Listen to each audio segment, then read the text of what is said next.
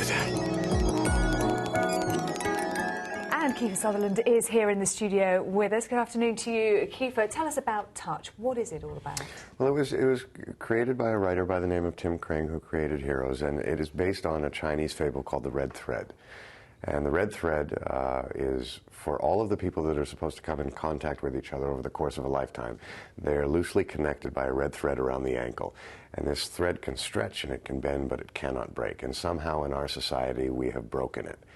And my son basically is deeply evolved past the normal human being and can see patterns in numbers that he can kind of almost forecast the future, and he uses me to kind of realign people in their lives through his own misdirection, and tries to regain this thread, if you will.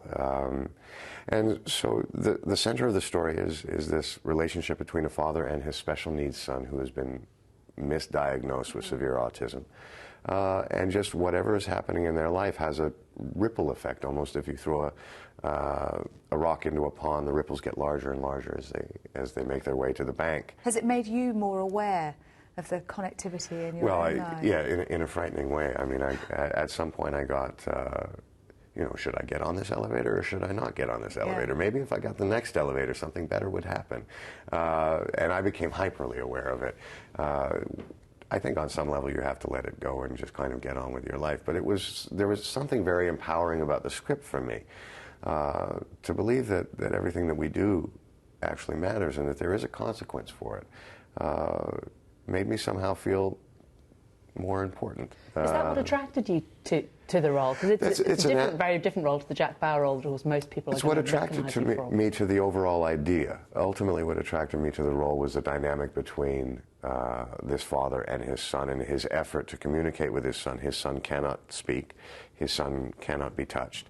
And in kind of the slight research that I did and the parents that I met of special needs children, I found an unbelievable kind of courage that every day they wake up knowing the circumstance is not going to change, and yet they manage to go and every parent desires what we have considered to be an atypical, normal relationship between they and their children. These people do not have that. It's been previewed in America, but it's having an international premiere, which is very unusual. Well, it's the first time it's ever been done.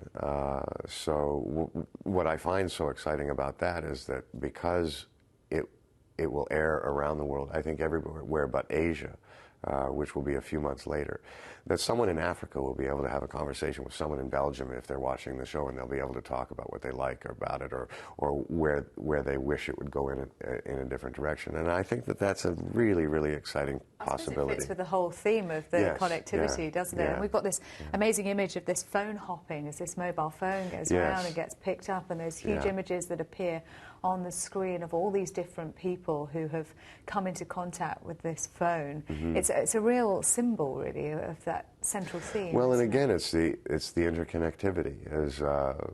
As much as we kind of really glorify and love the different cultures and languages and everything else that the world has, on a communicative level, we've become unbelievably small.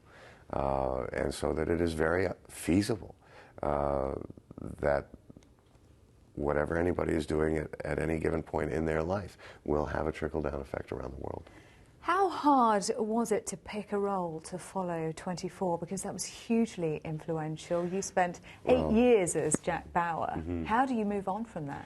Well, I would say the role picked me. I was doing a play on Broadway, and someone had sent me the script, and I had asked what it was, and they said it's Touch. It was written by Tim Kring, and it's a television show. And I said, well, no, I don't want to do a television show.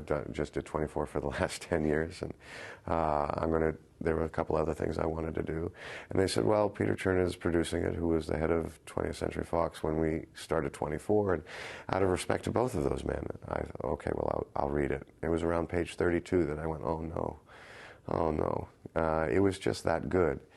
And I knew I was going to want to do it. And then I thought, well, there's 40 more pages, maybe it'll fall apart. And it didn't. It just got better and better. And it was one of those things where I just knew I wasn't going to be comfortable watching it on the sidelines, that this was something I was going to want to be a part of, successful or not. It was so beautifully written that you really want to take a chance and try and help this become realized. Do you feel content doing television, or do you feel, again, to get back into film and chase an Oscar or something like that? No, I think to work like that would be a terrible mistake.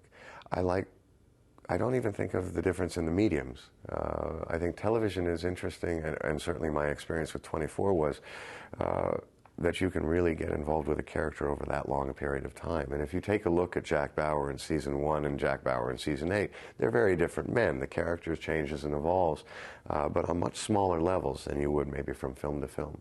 But I do like to work, and if you can find a story like this one in Touch, that is going to give you the kind of range that this character will be allowed to have over the course of time in a series like that. It's something that, yeah, for me personally, I really enjoy. We're running out of time, but just very briefly, 24 the film, where are we at with that? Well, we're very close. We have a phenomenal script, and right now we're talking to different filmmakers about their availability. We finished Touch, and we have a very small window before we would start the next season of Touch, and so we're trying to wedge it in there, and I'm still very optimistic that we'll be able to do it.